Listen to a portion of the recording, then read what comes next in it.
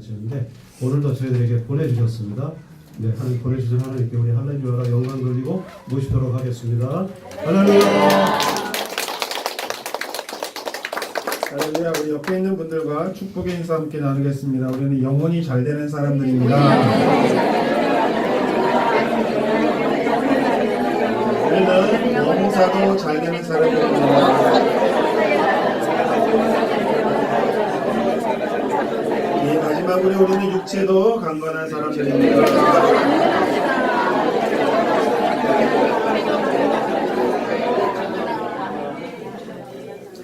이 잘 되는 곳에는요, 날마다 뭔가 이렇게 새로운 게 생기고 새로운 것들을 많이 시도하는 데가 살아있는 데인데, 네, 그 중에 하나가 우리 소른동이에요.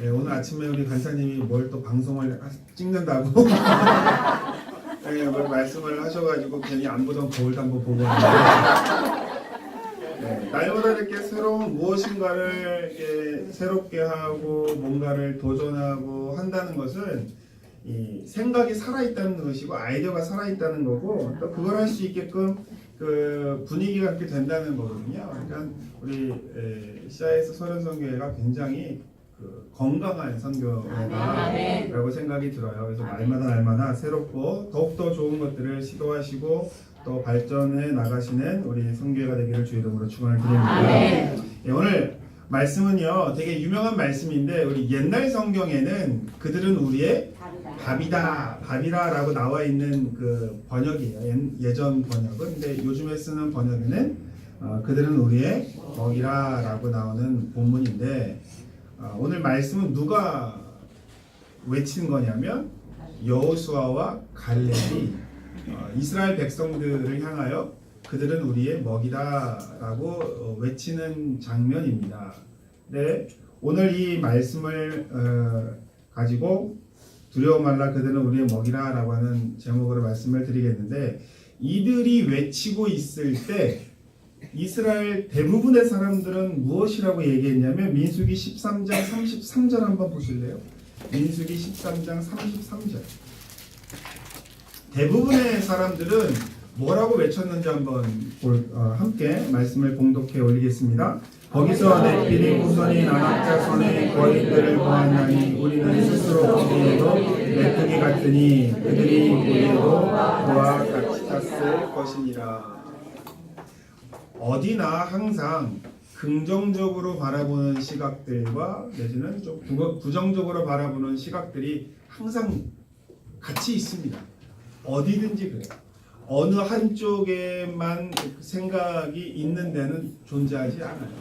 100%라고 하는 건 사실은 그건 뭐죠? 100%라고 하는 건 사실은 공산당입니다. 사람의 생각이 100% 같을 수는 없어요. 99.999는 같아도 0.0001%는 다른 생각을 할 수 있는 거잖아요. 그런데 하나님의 일을 할 때에 좀 어려운 부분은 뭐냐면 나는 할 수 있고 하나님이 주신 비전이 있고 따라 나가려고 하는데 또 다른 사람들의 생각은 또 그렇지 않을 때가 존재한다는 거죠. 이스라엘 백성이 가나안 그 땅을 들어가려고 이 12정탐꾼을 가나안에 보냈는데, 모세가 그들이 가지고 오는 이 그 정보를 가지고 계획을 세우려고 12명을 보냈는데 결국적으로 어떻게 됩니까? 10명의 사람은 부정적으로 이야기했습니다. 그래서 뭐라고 얘기해요? 민수기 13장 33절에 보면 우리는 스스로 보기에도 뭐와 같아요? 메뚜기 같다라고 이야기하는 10명의 사람과 또 그들은 우리의 먹이다라고 하는 2명의 사람이 이제 의견을 충돌을 한 건데, 결국 누가 이겼습니까? 예, 10명의 사람들이 이겼어요, 처음에는. 그래서 이 결과로 인해서 이스라엘 백성이 광야를 몇 년을 도냐면 40년을 방황을 하게 되는 사건이 바로 오늘 민수기 13장과 14장에 있는 이 중요한 사건에 의해서 크게 갈리게 되는 사건이거든요. 근데 그러면 과연 무엇이 이들의 생각을 메뚜기라고 이야기하고 또는 그들은 우리의 먹이다라고 이야기했을까라고 하는 것이죠. 그걸 제가 오늘 말씀을 나누도록 하겠습니다. 제가 인터넷이나 뉴스 그 세계 그 뉴스 같은 거를 들으면 좋은 것들은 제가 이렇게 스크랩을 해둬요.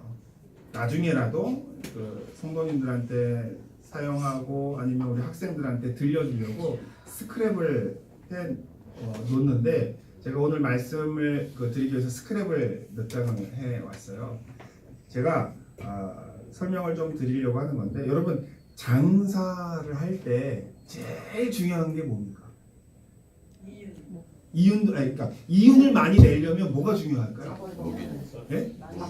많이 팔아야 되죠. 그럼 많이 팔면 뭐가 중요해요? 장사하실 때 딱 뭘 보세요? 예, 장소도 좋아야 되고 물건도 좋아야 되고 또 그런 여러 가지 조건들이 있죠. 근데 제가 이제 소개시켜 드릴 이 가게가 하나 있는데 이 가게가 장사가 잘 될지 안 될지 한번 여러분이 한번 판단해 보세요. 자, 한번 보여주세요. 내려주세요. 원래 하나 더.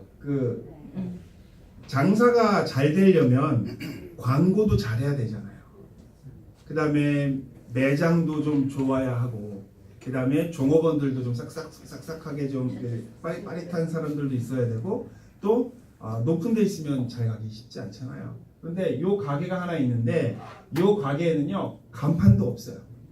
간판이 없어. 뭐 하는 데인지 사람들이 몰라요. 간판이 없고 그 다음에 테이블도 없대요. 그 다음에 의자도 없어요. 그리고 심지어는 주문 받는 사람도 없어요. 그럼 이게 장사가 이 집이 되겠어요? 안 되겠어요? 이 집 안 될 것 같죠? 한번 그 다음 장면 보세요. 예, 근데 이 집이 샌드위치 가게인데 한번 생각해 보세요. 샌드위치 가게인데 의자도 없어, 책상도 없어, 종업원도 없어, 간판도 없어, 주문도 안 받아요. 주문도 받는 사람이 없어. 이 장사가 되겠는가?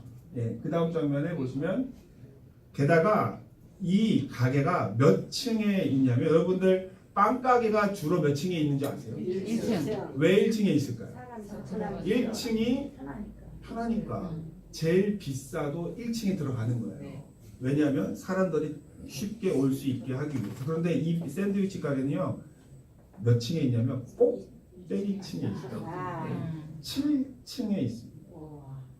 7층에 꼭대기가 7층인데 7층에 샌드위치 가게가 있어요. 도대체 이 집이 장사가 될까요? 안 될까요? 이 집은요 그 가게가 잘 되려면 이게 가게를 조사하러 다니는 사람들이 있어요. 그래가지고 여기에는 장사가 잘 될 것 같습니다 라고 얘기하고 아니면 여기는 장사가 안 좋아요, 몫이 안 좋습니다 라고 해가지고 사람들이 그 평가를 하거든요. 근데 이 집은 제가 아무리 봐도 잘 안 될 것 같은데 여러분 생각 어떠세요? 잘 될 것 같아요? 안 될 것 같죠? 그런데 이 그 집이 호주에 있는 집이에요. 호주에 있는 집인데 이름이 제플슈츠라고 해요. 제플슈츠가 그 호주 언어예요. 호주 언어. 근데 보통 호주 언어가 그 약간 좀 우리가 알지 못하는 언어들이 많아요. 근데 우리가 호주 언어 중에 제일 잘 알고 있는 언어가 있어요. 캥거루죠. 근데 캥거루가 원래 무슨 뜻이냐면 I don't know예요. I don't know. 예, 그게 우리는 동물 이름으로 알고 있잖아요. 근데 원래는 그게 말이에요. 말. 원주민 말. 선교사들이 와가지고 저기 들판에 보니까 희한한 동물이 하나 있는 거예요. 큼지막한 놈이 갑자기 엄마 뱃속에 쏙 들어갔다가 나왔다가 들어갔다 나왔다 하니까 선교사가 저거 뭐야? 라고 물어봤더니 옆에 있던 원주민이 I don't know 라고 이렇게 대답했대요. 그게 뭐냐면 캥거루라고 대답한 거예요. I don't know. 그랬더니 선교사가 캥거루라고 해가지고 그때부터 캥거루의 이름이 캥거루가 된 거거든요. 그런데 이 제플슈츠라고 하는 것도 사실은 그 호주의 언어입니다. 호주 말에 의하면 제플은요 샌드위치를 의미하고 그 다음 장면에 보시면 그 다음 장면 보여주세요. 제플은 샌드위치를 의미하고 슈츠는 낙하산을 의미한대요. 그런데 이 집이 왜 유명하냐면 배달을 하는 게 아니라 샌드위치를 만들고 난 다음에 걷다가 낙하산을 달아가지고 밑에다 떨어뜨리는 거예요. 그러면 밑에서 기다리는 사람들이 그걸 보고 이렇게 받아 먹는 집인데 그 다음 장면에 보면 또 다음이요. 이 주인이 이걸 만들어가지고 여기다가 떨어뜨리는 거예요. 그러면 밑에 있는 사람은 그 다음 장면에 보면은 이제 이 엑스표를 해놓은 데다가 이렇게 가만히 서 있는 거예요. 그러면 밑에서 그걸 받는 거예요. 근데 내려오다가 낙하산이니까 똑바로 내려오겠어요? 삐뚤삐뚤 내려오겠어요? 예, 삐뚤삐뚤 내려오다가 또 벽에 걸리기도 해요. 그러면 그 벽의 중간에 걸리면은 사람들이 그거 다시 떼내려고 막 점프도 하고 그다음에 뭐 막대기 같은 걸로도 막 하고 있어요. 여기가 바로 그런 데예요. 예, 그 다음 장면에 보시면 이렇게 떨어지면은 비닐봉지로 이렇게 딱 잡수. 저는 저거 보면서 어떤 생각했냐면 예전에 그 비 오는 날 그 대나무로 만든 우산이 있었어요. 바깥에는 파란색 비닐봉지로 돼 있고 저 맨날 그 학교 갔다 오면 길거리에 버려져 있는 그 대나무 우산 그거 갖고 장독대에서 뛰어내리다가 이제 낙하산처럼 뛰어내리기도 하고 그러고 놀았던 그런 비닐 종이에요, 저게. 예, 그 다음 장면에 보시면 근데 사람들이 굉장히 많죠. 그 다음에 또 장면에 보면 먹을 데가 없어서 저렇게 앉아서 먹어요. 이렇게 유명하게 된 가게가 제플쇼츠라고 하는 그 샌드위치 가게예요. 근데요, 이 가게가 얼마나 유명하냐면 전 세계 방송국에서 와서 취재를 하고 우리나라 방송 그 9시 뉴스, 8시 뉴스에 여기가 나왔어요. 그러니까 호주에서 장사를 하는 가게인데 우리나라 방송국에 가가지고 여기를 취재를 한 거예요. 그런데 됐습니다. 제가 다시 한번 질문을 드릴게요. 엄청나게 장사가 잘 돼요. 가게가 멜버른이라고 하는 게 호주의 수도기 때문에 그 도시기 때문에 임대료가 너무 비싸가지고 얻다가 보니까 부엌 하나만 들어갈 수 있는 조그마한 장소를 얻었대요.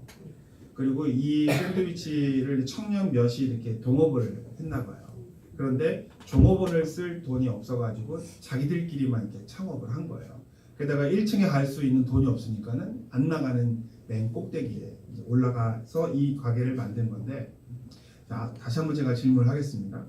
매장이 좁은 게 좋은 거예요? 나쁜 거예요? 매장이 잘 생각해 보세요. 매장이 좁은 게 사업상 좋을까요? 안 좋을까요?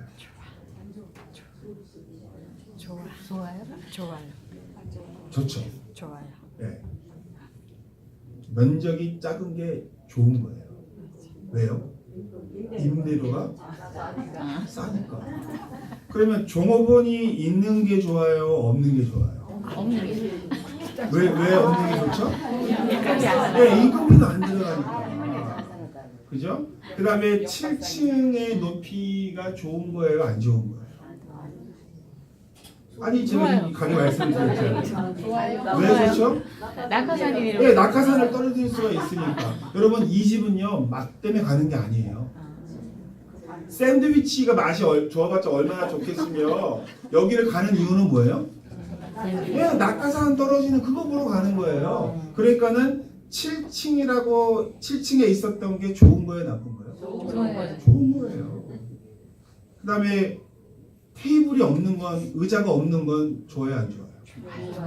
요즘에요, 오래 앉아서 먹는 사람들 앉아있으면 주인들이 막 빨리 갔으면 좋겠네 그러잖아요. 그런데 여기에는 보통 장사를 하면은 점심 때 테이블이 몇 번 도는지, 저녁 때 테이블이 몇 번, 이렇게 한 바퀴 다 손님이 왔다가 나가는 걸 한 바퀴 도는 건데 그게 몇 바퀴 돌아야 이제 매상이 오르거든요. 그런데 이 집은 몇 바퀴 도는지 안 도는지 관심이 없어요. 이게 좋아요, 안 좋아요? 네, 책상을 사지도 않아도 되고 의자를 사지도 않아도 되고 책상을 치울 필요도 없죠. 그러니까 이게 지금 다 좋은 거예요, 나쁜 거예요? 좋은 거예요. 좋은 거죠. 이 집이 장사가 잘 될 것 같아요, 안 될 것 같아요? 그런데 제가 처음에 여쭤봤을 때 제가 이 가게를 소개시켜드렸을 때 다들 얼굴들이요, 이거 안 돼, 안 돼, 안 돼라고 그런 얼굴들의 표정을 짓고 계셨는데 지금 제가 말씀을 드리는 설명을 드리고 말씀을 드리니까 지금 다 좋은 것 같은 거죠.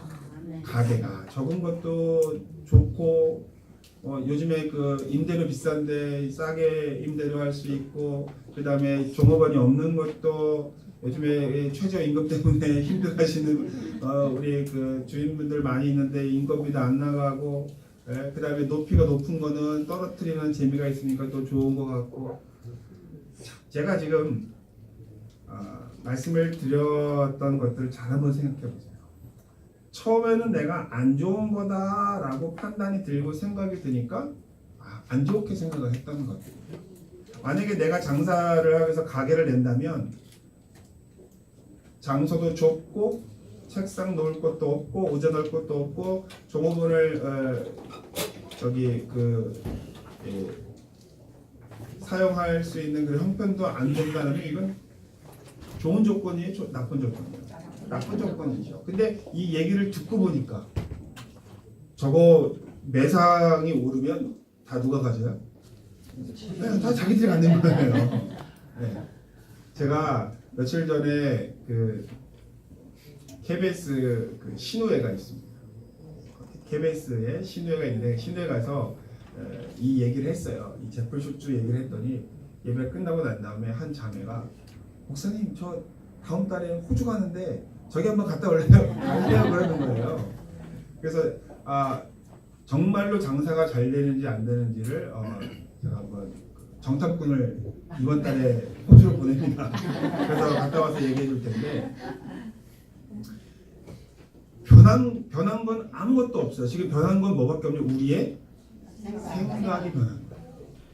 저 집이 잘 될 거야, 안 될 것 같아 라고 생각하면 그 모든 조건들이 다 네거티브한 건데 잘 된다고 듣고 설명을 들으니까 저건 다 플러스로 변했죠. 저 집은 우리랑 상관없이 장사를 하고 있고 지금도 하고 있을 거예요. 근데 변한 게 뭐예요? 환경이 변한 거예요? 조건이 변한 거예요? 우리의 생각이 변한 거예요. 예, 우리의 생각이 변한 겁니다. 하나님께서 하나님의 일을 행하실 때 환경을 바꾸시기 전에 무엇을 바꾸냐면 사람의 생각을 바꿉니다.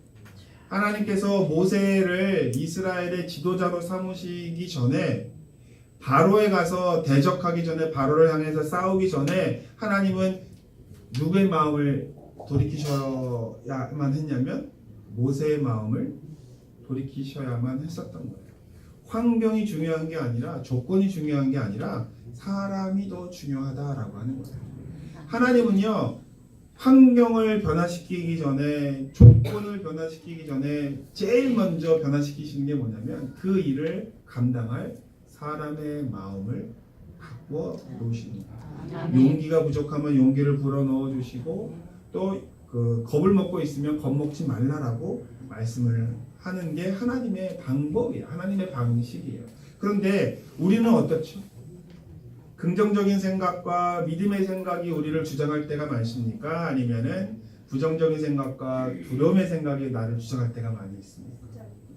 예, 후자가 많죠. 사람은 그래요. 그렇기 때문에 하나님을 믿는 백성들은 그러한 생각들이 다가올 때마다 생각을 바꿔야 돼요. 교정을 해야 돼요. 교정. 어저께 잘 됐다고 해서 오늘 잘 되라는 법이 없습니다. 오늘 잘 됐다고 해서 내일 내 생각이 또 똑같을 거라는 생각을 할 수가 없어요. 날마다 생각을 하나님의 말씀으로 바꿔야 됩니다. 두려워 말라 그들은 우리의 먹이다 라고 했을 때 그들은요 여호수아는 가나안 땅에 있는 아낙 자손들을 그들이라고 얘기했지만 오늘 우리는 이 그들의 우리가 두려워하고 있는 우리의 생각을 사로잡고 있는 그 대상들을 여기다가 집어 넣으시면서 하나님의 말씀이라고 받으시면 돼요. 두려워 말라 그것들은 우리의 먹이다. 먹이라고 하는 건 쉽다는 거예요, 어렵다는 거예요? 예, 그만큼 쉽다라고 하는 것이죠. 근데 하나님께서 모든 걸 다 준비해 놓으셨거든요. 그런데 사람들의 생각이 짧아서 그런 건데 하나만 그 예를 들어드리면 아까 우리 13장 33절에 보면 그들이 아낙 자손이기 때문에 우리는 메뚜기와 같다라고 말씀을 읽었잖아요. 그런데 한 절만 더 읽어볼게요. 22장 3절에서 6절 한번 찾아보세요. 민수기 22장 3절에서 6절인데요. 그 부분 한번 찾아보세요. 여기에도 아주 놀라운 말씀이 적혀져 있습니다. 22장 3절에서 6절인데요. 이 장면이 뭐냐면 이스라엘 모압 왕이 이스라엘을 바라보고 생각하는 거거든요. 그러면 6절 한번 보세요. 6절 22장 6절 4절 한번 읽어볼까요? 3절 4절 한번 읽어보겠습니다. 시작. 모압이 심히 두려워하였으니 이스라엘 백성이 많음으로 말미암아 모압이 네 4절이요.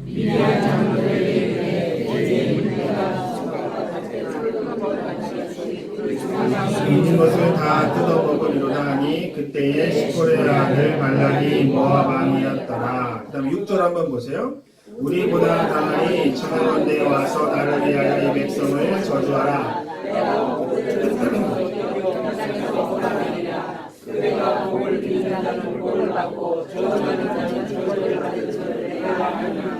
네. 요 22장과 13장은 같이 읽어요. 자, 보세요. 지금 이쪽 편에 이스라엘 백성이 있었어요. 그 이스라엘 백성이 모압을 바라보면서 뭐라고 생각했어요? 우리는 메뚜기다 라고 생각하고 있을 그 당시에 모압에서도 이스라엘을 바라볼 거 아니에요. 그러면 이스라엘을 바라보면서 뭐라고 말을 한 거예요? 그들은 숫자가 많아서 우리의 풀을 뜯어먹는 뭐와 같아요? 소처럼 우리의 풀을 다 뜯어먹을 거다라고 뭐 했대요? 두려워하고 번민했다라고 이야기하고 있죠. 이 얼마나 답답한 거예요. 한쪽에서는 이스라엘을 두려워하고 있는 거죠. 저들이 숫자가 많으니까 그들이 우리 모압 땅에 오면 소들이 풀을 뜯어먹는 것처럼 우리의 모든 걸 다 뺏어먹을 거야 라고 얘기하면서 그 모압 왕이 그 발람이라고 하는 그 이방 선지자한테 뭐라고 얘기한 거예요? 네가 저주를 해가지고 이스라엘 백성을 좀 쫓아다오 라고 이야기하는 게 22장이거든요. 그렇게 얘기하고 있을 때에 이스라엘은 뭐라고 얘기했어요? 우리는 메뚜기와 같다. 33절 한번 다시 보세요. 거기에 아주 기가 찬 얘기가 나오죠. 우리는 스스로 보기에도 메뚜기 같으니 그들 보기에도 그와 같았을 것이다. 이건 뭐예요? 짐작이잖아요. 짐작. 우리가 우리를 봐도 메뚜기인데 그들이 우리를 보면 메뚜기가 아니겠느냐라고 얘기한 거잖아요. 근데 그들이 우리 이스라엘 볼 때 메뚜기로 봤어요? 황소로 봤어요? 왜? 소로 봤어요. 소로. 자기 자신을 메뚜기로 보는 이스라엘과 이스라엘을 황소, 소로 보는 이 모압 자손들이 붙었는데 결국은 누가 도망간 거냐면 이스라엘이 도망간 거예요. 근데 그때 하나님께서 여호수아에게 통해서 말씀하신 게 두려워 말라. 그들은 우리의 밥이다 라고 이야기했잖아요. 그런데 그거를 이기지 못하고 도망간 거죠. 결국 누가 된 거예요? 뭐가 된 거예요? 소가 된 거예요? 메뚜기가 된 거예요? 메뚜기가 된 거죠. 어떻게 보느냐에 따라서 우리의 믿음의 삶이 천지 차이가 날 수 있다라고 하는 겁니다. 저는 이 말씀이 이렇게 얘기하고 있거든요. 여호수아가 두려워 말라. 그런데요, 이게 시간이 어느 정도 흐르고 난 다음에 여호수아가 이스라엘의 지도자가 되었을 때에 그러면 여호수아는 무서워했을까요? 무서워하지 않았을까요? 예, 여호수아서 1장에 보면 하나님이 여호수아한테 뭐라고 말씀하세요? 두려워 말라, 놀라지 말라. 너는 마음을 강하게 하고 극히 담대히 하라. 이거를 3번씩이나 말씀을 하셨잖아요. 그 얘기는 뭐예요? 여호수아가 어쨌다? 두려워하고 있었다는 거예요. 그런데 보세요. 민수기에서는 이스라엘 백성들한테 뭐라고 얘기해요? 두려워 말라라고 얘기해놓고서 지금 여호수아서 1장에서는 하나님이 여호수아한테 야 두려워하지 마라고 이야기하고 있다는 것은 여호수아는 지금 마음속에 두려워하고 있다는 거죠. 그러니까 이게 똑같아요. 믿음의 용사였던 여호수아가 어느 순간에는 두려워하지 말라라고 담대하게 이야기했다가도 또 시간이 지나서 자기의 생각이 중심이 흐트러지면 어떻게 돼요? 두려워하게 되는 거예요. 그럴 때 하나님께서 말씀하시는 게 두려워 말라. 내가 너와 함께 하리라. 하나님이여 두려워하지 말라라고 하시는 그 말씀의 약속은요 딱 하나밖에 없어요. 내가 너와 함께 할 것이다. 아멘. 여러분, 나 혼자 맞으면 문제는 나에게 거침돌이 될 수 있어요. 그런데 하나님이 함께 하시고 예수님이 함께 하시고 성령님이 함께 동행해 주시면 그 거침돌이 우리에게 무엇이 되어지냐면 디딤돌이 되어진다. 아멘. 사람들이 쓸모없다고 돌을 버렸어요. 버린 돌이에요. 쓸모없다고 버렸어요. 성경에 보면 채석장의 그 석공들이 쓸모없다고 돌을 버렸대잖아요. 그런데 하나님께서 뭐라고 하셨어요? 채석장의 그 석공들이 버린 그 돌을 내가 모퉁이 돌이 되게 했다. 그게 누구예요? 예수 그리스도잖아요. 사람들이 예수 그리스도 쓸모없다고 버린 거예요. 그 민족을 해방해 줄 줄 알았는데 십자가에 연약하게 못 박히니까 사람들이 예수 그리스도를 버린 거잖아요. 그런데 하나님께서 그 사람의 버린 돌을 모퉁이 돌로 만드셨다라고 하는 걸 생각해 보시면 나 혼자 갖고 있으면 거침돌입니다. 걸림돌이에요. 근데 하나님과 함께 하면서 보면 그 돌은 무엇으로 변합니까? 디딤돌로 변한다라고 하는 것이에요. 하나님은요 세상과 달라서 세상 사람들은요 잘 나가는 사람들을 쫓아다닙니다. 못 나갈 때는 무시해요. 볼 것 없다고 무시합니다. 근데 조금만 이름이 나고 또 세상 사람들이 알아주면 그 사람을 쫓아가려고 난리를 치죠. 그런데 하나님은요 방법이 참 독특하신 하나님이에요. 하나님은 못난 사람을 들어 쓰시거나 부족한 사람들을 들어 쓰시는데 그 사람들을 들어 쓰셔서 세상 사람들을 놀라게 하시는 거예요. 그래서 하나님은요 평범한 사람들을 택하셔서 비범한 일들을 시키시는 하나님이라는 것을 성경을 통해서 볼 수가 있습니다. 그래서 누구와 함께 하느냐라고 하는 것이 중요한데 여러분 석탄과 다이아몬드가 똑같은 거예요. 사실은 석탄의 주 원료도 탄소입니다. 그 다음에 다이아몬드의 주 원소도 탄소예요. 그런데 어떤 건 그냥 불에 태우는 연료고 어떤 건 뭐예요? 세상에서 가장 비싸고 아름다운 보석으로 인정받잖아요. 근데 똑같은 재료예요. 똑같이 탄소인데 그걸 어떻게 그 요리를 하고 어떻게 그 열로 가하느냐에 따라서 다이아몬드가 되기도 하고 석탄이 되기도 하는 건데 중요한 건 뭐냐면 내가 품고 있으면 석탄이에요. 그런데 그걸 하나님께로 내어놓으면 어떻게 됩니까? 예, 보석이 될 수 있는 거예요. 근데 그 요한복음에 보면 나면서부터 소경인 어린 아이를 두고서 예수님과 그 율법사들이 논쟁을 벌이시는 장면이 나오는데 사람들이 뭐라고 얘기했냐면 이 아이가 눈을 보지 못하는 것이 이 아이의 잘못이에요? 이 부모의 잘못이에요? 누구의 잘못입니까? 라고 물어보니까 예수님께서 뭐라고 말씀하셨냐면 하나님의 영광을 위함이라 라고 말씀을 하셨거든요. 세상 사람들은요 보는 눈이 그래요. 근데 하나님이 예수님이 성령님이 바라보시는 눈은 달라요. 그러니까 중요한 건 뭐냐면 누구 앞에 가지고 오느냐 누구와 함께 그것을 보느냐가 정말로 중요하다는 거예요. 누구의 눈에 띄느냐가 정말 중요한 겁니다. 여러분 세상 사람들의 눈에 띄는 것에 너무 연연하지 마세요. 제가요 몇 년 전에 신문에도 나왔는데 어느 그 집사님 집에 제가 놀러 갔어요. 식사를 하러 갔는데 그 집에 그림이 하나 걸려 있는 거예요. 그래서 근데 그림이 어두틱틱해요. 그래서 이거 그냥 그림인가 보다 라고 했어요. 그런데 나중에 제가 그 그림을 신문에서 봤어요. 신문에서. 그게 고흐가 그림이에요. 그런데 재밌는 건 그 갖고 계신 집사님도 몰랐어요. 나중에 와가지고 이게 이제 진품이다라고 이제 인정을 받았는데 처음에는 이제 고흐가 네덜란드 사람이잖아요. 근데 네덜란드 사람들은 고흐 박물관이 있거든요. 거기에 있는 사람들은 고흐의 작품들을 고흐가 자기네 나라 사람이라고 하는 걸 가지고 굉장히 자부심이 높은 사람들인데 동양 사람, 특히 한국 사람이 고흐의 작품을 가지고 있다라고 하는 얘기를 듣고서 그 사람들이 귓등에도 안 들었어요.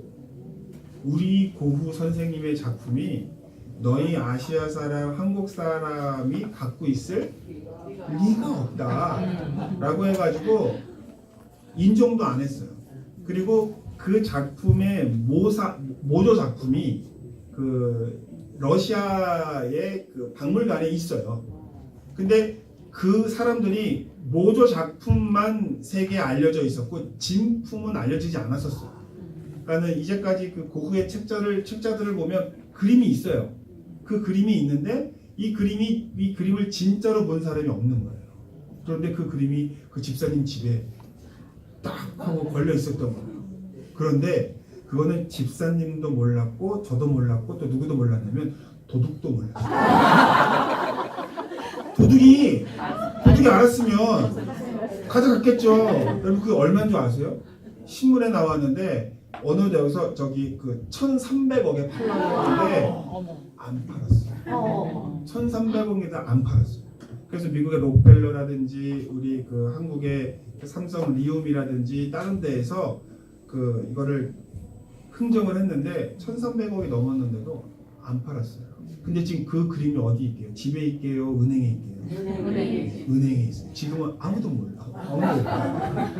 그런데 그게 이제 나중에 알게 됐는데 그 그림을 감정할 때 이 그림을 어떻게 입수했느냐도 감정의 그 평가 중에 하나가 들어간대요.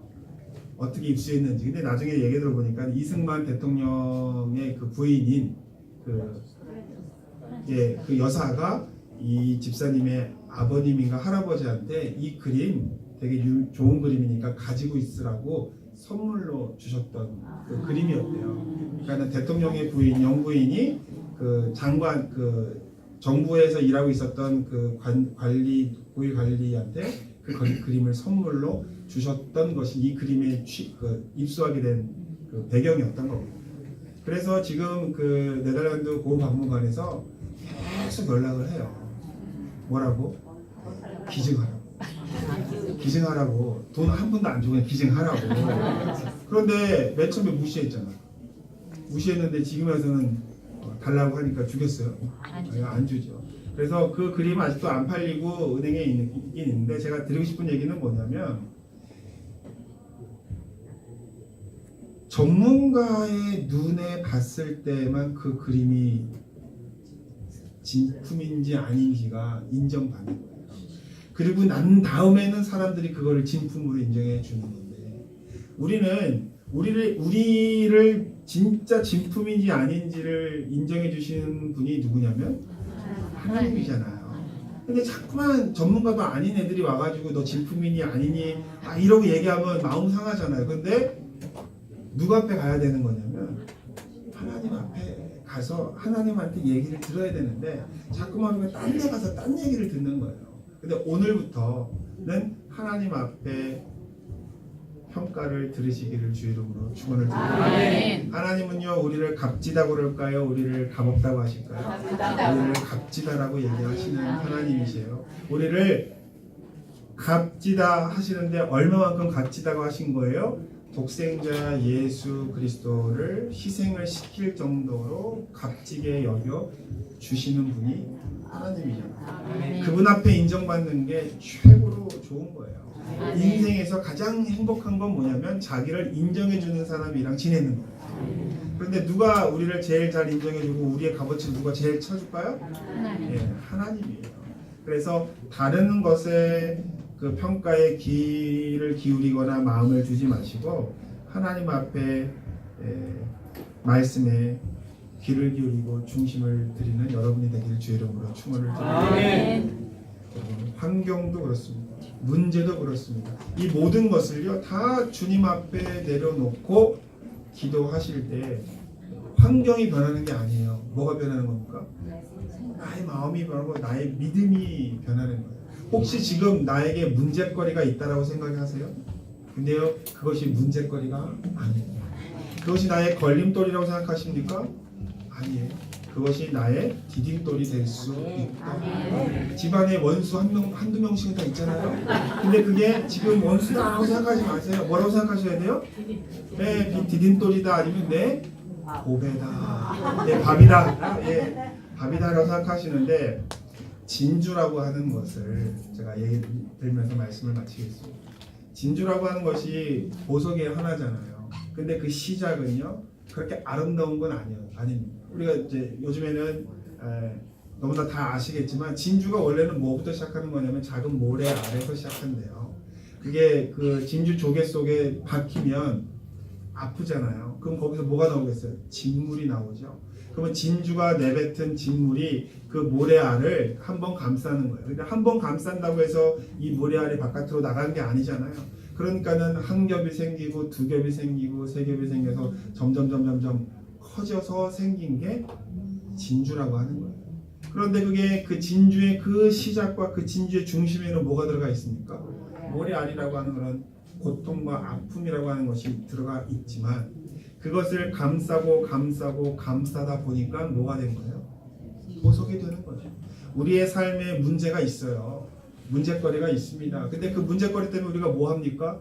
눈물을 흘리고 기도를 하고 하나님께 매달리잖아요. 그런데 그게 한 번, 두 번, 하루, 이틀, 세월을 지나다 보면 그게 나에게 고통이었는데, 나중에 보면 사람들이 그걸 뭐라고 얘기하냐면 보배라고 얘기하는 거예요. 자, 어떤 집사님이 계세요. 근데 굉장히 겸손해요. 그 다음에 굉장히 하나님 앞에 겸손하십니다. 알고 보니까 그 집안에 사람들한테 내놓을 수 없는 아픔이 있는 거예요. 그런데 그 아픔 때문에 그분은 하나님한테 늘 눈물로, 예수님한테 늘 간구함으로 나가다 보니까 성품이 그렇게 된 거예요. 그러니까 그렇지 않았으면, 처음부터 잘났고 처음부터 잘 나갔으면 겸손했을까요? 그렇지 않죠. 그렇기 때문에 우리에게 있는 것이 무엇이든지 그것은 걸림돌이 아니라 디딤돌이 될 수 있을 거고, 그 다음에 아픔이 아니라 보배가 될 수 있다라고 하는 생각을 갖게 되시기를 주의 이름으로 축원을 드립니다. 아멘. 그것이요, 해결되기 전까지는 문제인데 해결되고 나면 이게 기쁨이 커요. 기쁨으로 굉장히 큽니다. 그게 성경 말씀이에요. 하나님이 뭐라고 해요? 왜? 슬픔의 눈물을 기쁨의 눈물로 바꾸시는 게 하나님이에요. 어제까지라도 슬픔의 눈물이었는데 오늘 하루아침에 기쁨의 눈물로 바꿀 수 있는 것은 하나님이라고 하는 것이에요. 그래서 나의 약함이 나의 강함이다라고 생각하시길 주 이름으로 축원합니다. 아무것도 없어서 상관없습니다. 하나님이 보시기에 그것이 무엇인가가 중요하기 때문에 그렇습니다. 하나님, 나 평범합니다라고 하시면 하나님, 저 아무것도 보잘것없어요 라고 이야기하시잖아요. 우리 뭐 이것 좀 해주세요, 봉사 좀 해주세요, 이거 좀 해주세요 라고 할 때 다들 피할 때 뭐라고 얘기해요? 아유, 뭐 저 같은 사람이, 아니면 저같이 연약한 사람이 저 아무것도 볼 것도 없는데요 라고 얘기하는데, 하나님이 주로 사용하시는 제목들이 다 볼 것 없는 거고 다 보잘것 없는 거고 다 연약한 사람들을 원래 쓰시니까 결국은 뭐예요? 하나님이 쓰시기에 적합한 사람인 거예요. 근데 왜 하나님께서 약한 사람을 쓰실까요? 약하니까 뭐예요? 기도하는 거예요. 약하니까 하나님한테 매달리는 거예요. 그걸 알기 때문에 하나님이 그러한 사람들을 들어 쓰신다는 것을 생각해 보면, 여러분, 약하다고 알고 있는 사람은 하나님의 제목인 거예요. 그런데 스스로가 잘났다고 생각하면 하나님의 제목이 아직 아닌 거죠. 따라서 오늘 우리의 삶에 갖고 있는 문제가 무엇입니까? 아니면 걸림돌이 무엇입니까? 그 모든 걸 다 가지고 십자가 앞에 내려놓으시기를 주 이름으로 부탁을 드립니다. 아멘. 그러면 하나님께서 만지실 거예요. 아멘. 어떻게 만지시고 어떻게 변화시키고 어떻게 하실지는 누구한테 맡겨놓는 거예요? 하나님한테 맡겨놓는 거예요. 언제 변할지 어떻게 될지 몰라요. 하지만 알고 있는 건 뭐냐면, 하나님이 내가 너와 함께 할 것이다. 그러면 하나님께서 뭐라고 말씀하시냐면, 그리하면 내 길이 평탄하게 될 것이며 내가 형통하게 되리라라고 말씀을 하시거든요. 그러한 말씀이 여러분의 삶에 동일하게 적용되기를, 응답되기를 주의 이름으로 축원드립니다. 우리 말씀 생각하시면 약간 기도할 건데요. 지금 나의 기도 제목이 있다면, 하나님 이거는 나를 힘들게 하고 어렵게 하는 문제가 아니라 하나님께 영광 돌리는 하나님의 영광이 될 기도 제목입니다 라고 하는 생각을 하면서 하나님께서 역사